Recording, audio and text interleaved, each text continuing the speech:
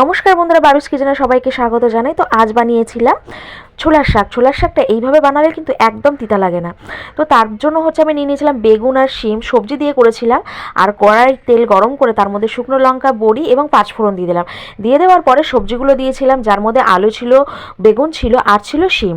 তো দেওয়ার পরে এটা ভালো করে লাল লাল করে যেই ভাজা হয়ে আসবে, তারপরে দেবো একটা পেঁয়াজ কুচি করে নিয়ে দিয়ে দিলাম। তারপরে দিয়ে দিলাম শাকগুলো দিয়ে ভালো করে নাড়াচাড়া করে এর মধ্যে আমি দিয়ে দেবো সামান্য একটু লবণ, কারণ লবণটা দিলে জলটা না আরেকটু ছেড়ে যাবে। আর শাকটা যেহেতু আমার অল্প ছিল, তার জন্য সবজিটা দিয়ে আমি একটু শাকটা বাড়িয়েছিলাম।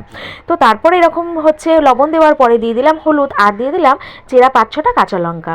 দিয়ে দেওয়ার পরে এই যে দেখুন কত সুন্দর রঙটা এসেছে। তারপর এর মধ্যে সামান্য একটু মিষ্টি ছড়িয়ে দিয়ে নামিয়ে নেবেন। এটা কিন্তু গরম গরম ভাতের সাথে পরিবেশন করলে কিন্তু অসাধারণ লাগে। এটা কিন্তু ভীষণ উপকারী একটা শাক। কেমন লাগলো আমার এই ভিডিওটা কমেন্ট বক্সে জানাবেন।